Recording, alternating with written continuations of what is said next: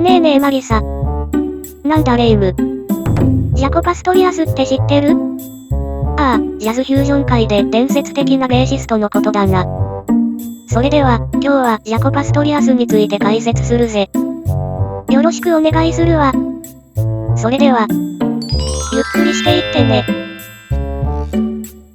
ジャコ・パストリアスって、どんな子供時代を過ごしたのかしら？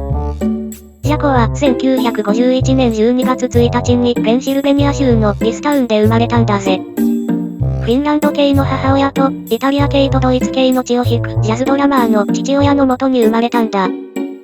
彼は3人兄弟の長男で、家族は彼が8歳の時にフロリダ州のオークランドパークに引っ越したんだ。ジャズドラマーの父親って、音楽的な環境はやっぱり特別だったのね。そうだぜ。父親は歌手であり、ジャズドラマーとして活躍してたんだ。だけど、父親はツアーで家を空けることが多くて、ジャコは母親と過ごす時間が長かったみたいだな。ところで、ジャコの、ジャコっていうニックネーム、実はその由来がちょっと曖昧なんだ。どういうこと？誰かがつけたあだ名じゃないの？そうなんだけど、由来にはいくつか説があるんだ。父親が海軍でニックネームを得た後、彼も、ジャコって呼び始めたって話があるし、母親が考えたとも言われてる。あと、彼がスポーツが好きだったことや、審判のジョッコ混乱に影響されたとも言われてるんだ。なるほど、いろいろな要素が重なってできた名前だったのね。さらに面白いのは、1974年に彼の友人のピアニスト、アレックス・ダルキが名前を、ジャコと間違って綴ったことで、彼自身も綴り始めたんだぜ。それからは、ジャコとして有名になったんだ。じゃあ、彼の子供時代はどうだったの？ジャコはとにかくエネルギッシュで、よく、ジャングルブックのモーグリみたいだって弟に言われてたんだぜ。海で泳いだり、木に登ったりして、ほとんどシャツも着ずに過ごしていたらしい。なんだかワイルドね。それで、どんな学校に通っていたの？フロリダ州のウィルトンマナーズにあるセントクレメントカトリックスクールに通ってたんだ。彼は祭壇奉仕者もやっていたし、競技も得意だったみたいだな。野球、バスケットボール、アメフトなんかをしてたんだぜ。すごいわね。だけど、どうしてベースに転向したの？実は13歳の時、アメフトをやっている最中に手首をひどく痛めちゃったんだ。それでドラムを続けられなくなったから、彼はベースにシフトしたんだ。そうだったのね。それがきっかけで、ベースとの出会いがあったのね。その通りだぜ。17歳になる頃にはジャズに興味を持ち始めて、とうとう自分のアップライトベースを買うことができたんだ。でも、フロリダの湿気でそのベースが割れちゃったんだ。あら、それはショックだったでしょうね。ああ、でもジャコはその後、1962年製のフェンダージャズベースと交換したんだ。それが彼のトレードマークとも言える楽器になったんだぜ。それで、彼の音楽キャリアはどう始まったの？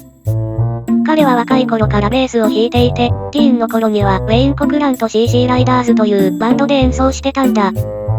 後にジャコはマイアミ大学でベースを教えるようになって、そこでパット・メセニーと出会ったんだ。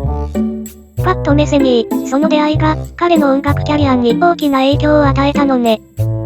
そうだな。1974年にジャコとメセニー、ポール・ブレイ、ブルース・ディトマスと一緒に無題のアルバムを録音したんだ。それが、ジャコってアルバムだぜ。その後、メセニーのデビューアルバム、ブライトサイズライフにも参加したんだ。彼の音楽の幅が広がっていった時期なのね。まさにそうだぜ。そして1976年には彼自身のソロアルバム、ジャコ・パストリアスをリリースして、マイケル・ブレッカー、ハービー・ハンコック、ウェイン・ショーターなど、名だたるミュージシャンと共演したんだ。それがジャズ界に大きな影響を与えた瞬間だったのね。ああ、彼はエレクトリックベースの概念を変えたんだ。誰もが彼の演奏に驚愕して、ジャズ界でも一躍注目を集めたんだぜ。本当に天才的なベーシストだったのね。ジャコ・パストリアスのキャリアって、どこから本格的に始まったの？彼の大きな転機は、ウェザーリポートとの出会いから始まるぜ。デビューアルバムを録音する前、彼はマイアミでウェザーリポートのコンサートを見に行ったんだ。そして、コンサートの後にキーボード奏者のジョー・ザビヌルに近づいて、俺はジョン・フランシス・パストリアス3世だ。世界一のベースプレイヤーだぜ。って自己紹介したんだよ。それは大胆ね。でも、その自己紹介が効いたってこと？そうだぜ。ザビヌルはその大胆さを気に入って、ジャコンにデモテープを送ってくれと言ったんだ。それを聞いたザビヌルは、彼の卓越したスキルに気づいて、アルフォンソ・ジョンソンがバンドを離れた後に、ジャコをウェザーリポートに迎え入れたんだよ。それで、ウェザーリポートでの活動が始まったのね。そうだな。ジャコは1976年のアルバム、ブラックマーケットでバンドデビューを果たした。最初はジョンソンとベースパートを共有していたけど、翌年のヘビーウェザーでは完全にソロのベースプレイヤーとしての地位を確立したんだ。そこにはグラミー賞にノミネートされたヒット曲、バードランドも収録されているぜ。バードランドはすごく有名な曲ね。ウェザーリポートとの活動で何か困難はあったの？そうだな。ジャコはウェザーリポートにいる間にアルコールやドラッグの問題が悪化していったんだ。それに加えて、バンドの音楽的な方向性に対する不満も高まっていったんだよ。それでバンドを離れたの？ああ、1982年にバンドを離れることになったんだ。彼は他のプロジェクトとのツアーの日程の問題や、ザビヌルのシンセサイザーを多用する音楽への不満から離脱したんだよ。その後の活動はどうだったの？その後、彼は、ワード・オブ・マウスっていうビッグバンドを結成して活動を続けたんだ。ワーナーブラザーズと有利な契約を結んで、チャック・フィンドリーやウェイン・ショーター、トゥーツ・シールマンスなど、名だたるミュージシャンと共にアルバム、ワード・オブ・マウスをリリースしたんだよ。それは素晴らしいメンバーね。でも、彼の私生活はどうだったの？残念ながら、アルコールやドラッグの問題がさらに深刻化して、1982年には双極性障害の診断を受けたんだ。それまではただの気候とみなされていた行動が、実は病気によるものだったんだよ。その後の音楽活動はどうなったの？1983年にはライブアルバム、インビテーションをリリースしたけど、アルコールとドラッグの影響で仕事が減り、ホームレス生活を送ることもあったんだ。1985年にトゥーツ・シールマンスと共にベルギーでコンサートを開いた時には高く評価されたけど、その後の活動は厳しいものだったな。ジャコのステージでの存在感ってどんな感じだったの？彼のステージパフォーマンスはとにかくダイナミックで、時には宙返りまでしていたんだぜ。彼はステージにパウダーを巻いて、ジェームズ・ブラウンみたいにダンスしたり、冗談を言ったりして観客を楽しませたんだ。それにしても、エレクトリックベースでそんなに派手に動けるのはすごいわね。ああ、彼はフレットを外したエレクトリックベースを使っていたんだ。そのおかげで、音のニュアンスを細かく表現できたし、早弾きや複雑なテクニックを駆使することができたんだぜ。その技術の中で特に特徴的なものは？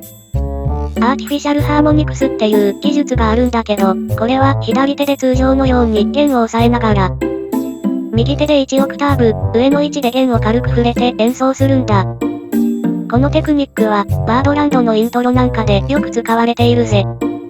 それはとても難しそうね。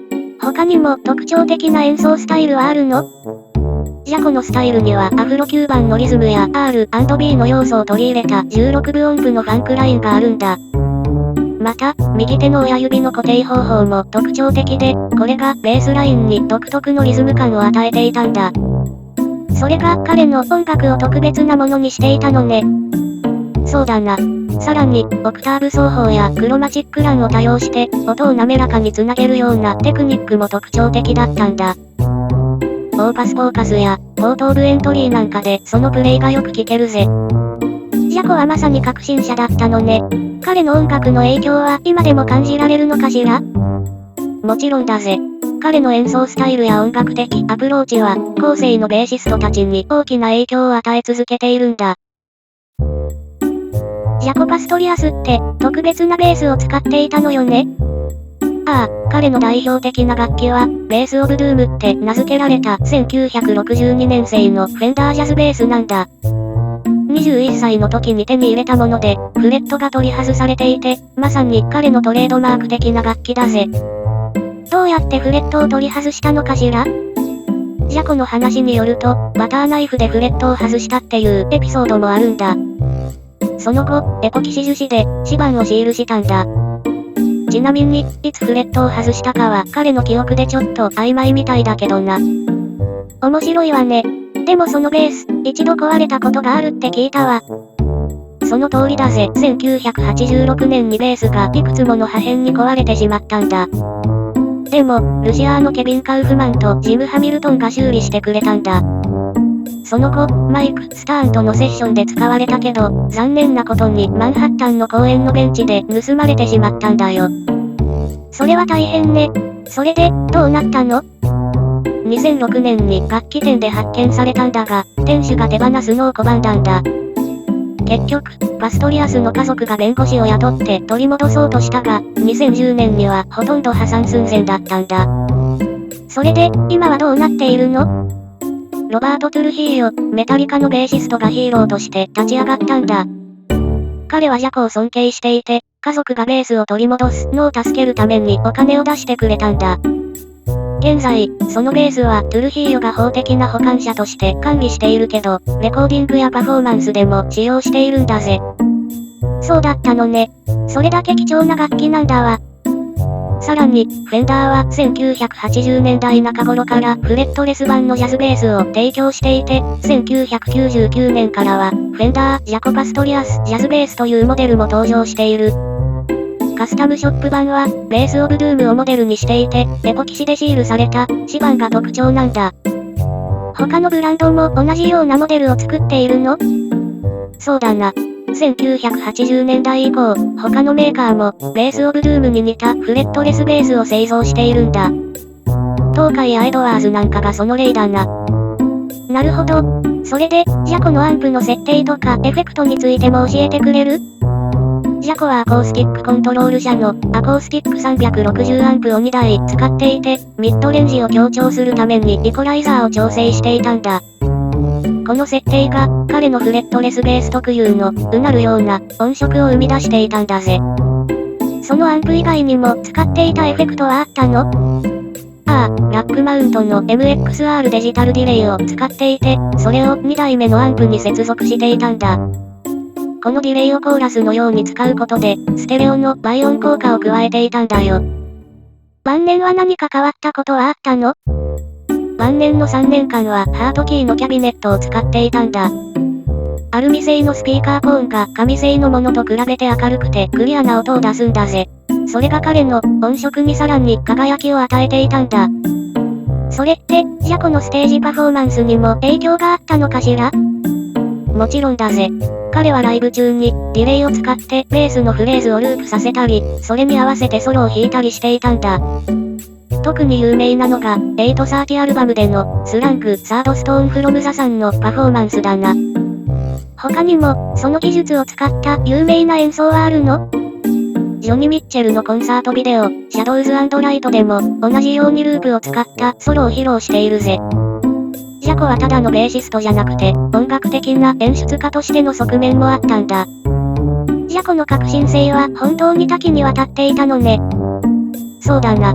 彼は単に楽器を弾くだけじゃなくて、ステージ全体で自分の音楽を表現することを追求していたんだ。ジャコ・パストリアスは他のアーティストのアルバムにも参加していたの？ああ、彼は様々なアーティストの作品でゲストとして演奏しているんだ。その中でも有名なのが、1976年のイアン・ハンターのアルバム、オール・アメリカン・エイリアン・ボーイだな。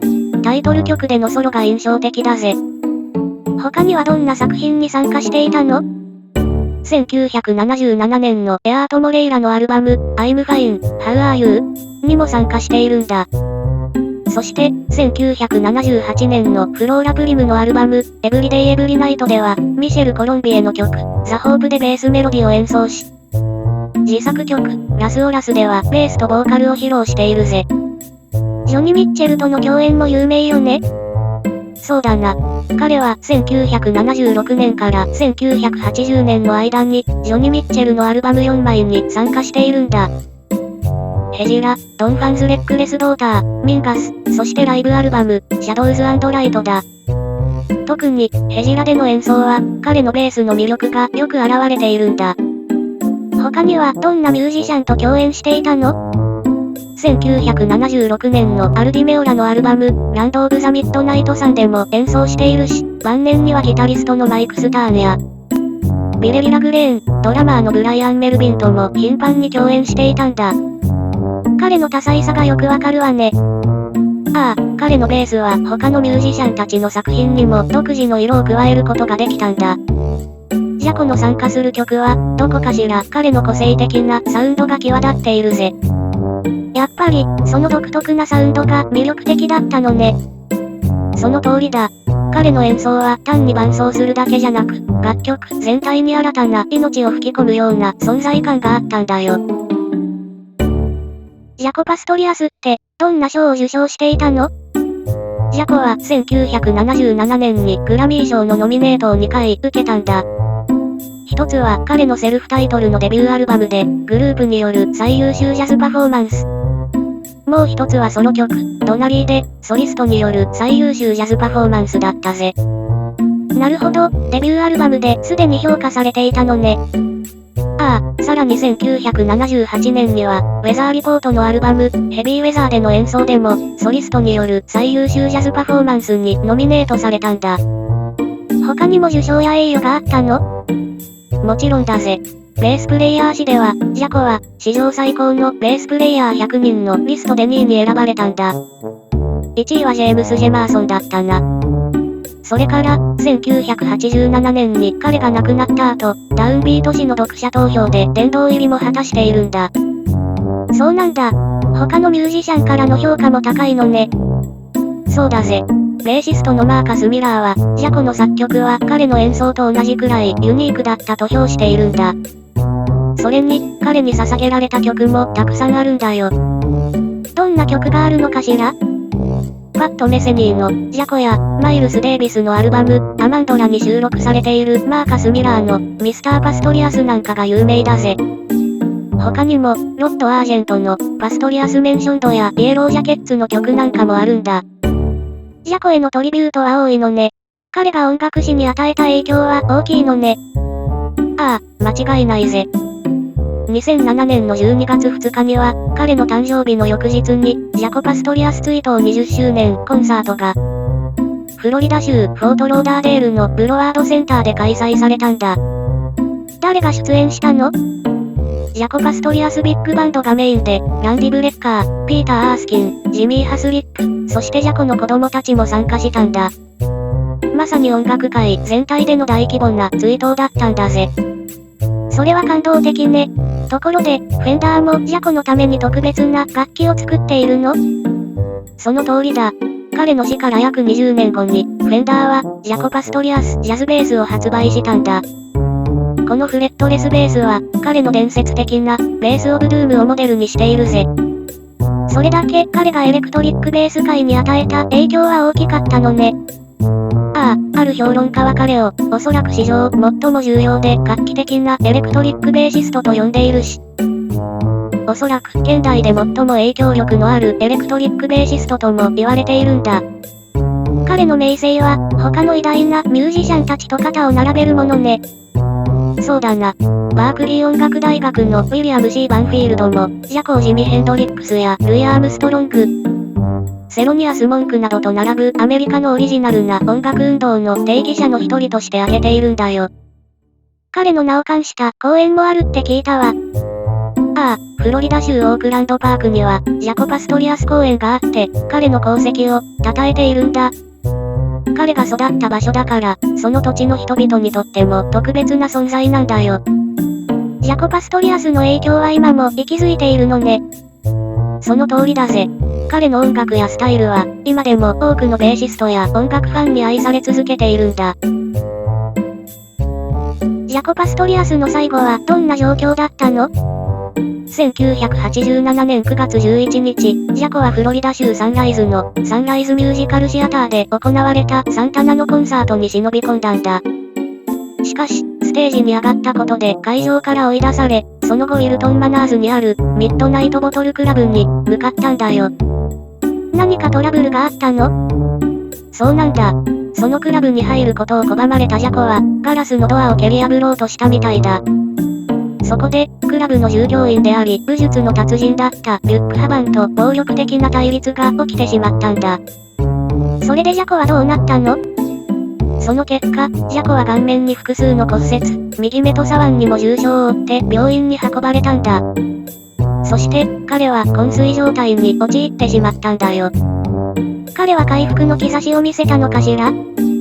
最初のうちは回復の兆しも見られて、意識が戻る可能性もあったんだけど、数日後に脳出血が発生して脳死状態に陥ったんだ。そして、1987年9月21日に生命維持装置を外されて、35歳の若さで亡くなったんだ。葬儀はどこで行われたの？ウィルトンマナーズにあるセントクレメントカトリック教会で葬儀が行われ、彼はフロリダ州ブラウアード郡のクイーン・オブ・ヘブン墓地に埋葬されたんだ。その事件の加害者はどうなったの？リュック・ハバンは第2級殺人の罪で起訴されたが、最終的に過失致死罪で有罪を認めたんだ。そして22ヶ月の刑を宣告されたんだけど、模範的な行動を理由にわずか4ヶ月で仮釈放されたんだよ。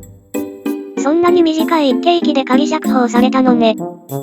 ああ、それがこの事件の残念なところでもあるんだ。ジャコの死は、彼の音楽キャリアだけでなく、多くの人々に深い悲しみを与えたんだ。彼の死後も、彼の音楽は生き続けているのよね。その通りだぜ。ジャコの革新的なベースプレイと音楽への貢献は、今でも多くのミュージシャンやファンに影響を与えているんだ。彼の音楽的遺産は永遠に残り続けるだろうな。ジャコ・パストリアスの音楽的遺産って、どんな影響を与えているの？彼の演奏技術と音楽的アプローチは、ジャズのエレクトリックベース界だけでなく、すべてのジャンルに大きな影響を与えているんだ。特にその晩年に物議を醸すこともあったが、時が経つにつれて多くのミュージシャンたちに高く評価されるようになったんだぜ。具体的にどんな点で評価されているの？彼のデビューアルバム、ジャコ・パストリアスに収録された、ドナリーなんかは、その驚異的な演奏速度とフィーリングで有名だな。これまで誰も見たことのないレベルの技術を示してくれたんだ。そしてウェザーリポートでの貢献も、華麗で力強いベースラインが印象的だったんだよ。若くして音楽シーンに登場したことも影響を与えたのかしら？そうだな。ジャコが音楽シーンに登場したのは、わずか16歳の時だぜ。この若さでのデビューは、後の世代のミュージシャンたちにも大きなインスピレーションを与えているんだ。例えば、ビクター・ウッテンやキンガグリュクなんかがジャコから影響を受けたと公言しているんだ。でも、彼の遺産には否定的な側面もあるの？確かに、彼の晩年はアルコールやドラッグの問題で混乱していたから、そうした面も指摘されることがあるんだ。でも、それを上回るほど彼の技術と革新性は圧倒的なものだという評価が一般的だな。ロックやメタルのミュージシャンにも影響を与えたの？そうだぜ。ジャコはジャズだけでなく、ロックやメタルのベーシストたちにも大きな影響を与えているんだ。例えば、パールジャムのジェフ・アメントやメタリカのロバート・トゥルヒーヨなんかが彼を尊敬しているし、レッド・ホット・チリ・ペッパーズのフリーもジャコの影響を公言しているんだ。すごいわね。ジャコの影響を受けたミュージシャンは他にもいるの？ああ、バンヘイレンのマイケル・アンソニーやパンテラのレックス・ブラウン。ドリームシアターのジョン・マイアングなんかも彼に影響を受けているって言っているんだぜ。さらに、ビリー・ジーンやアレックス・ウェブスターなんかもジャコをリスペクトしているんだよ。彼の音楽は、ジャンルを超えて影響を与えているのね。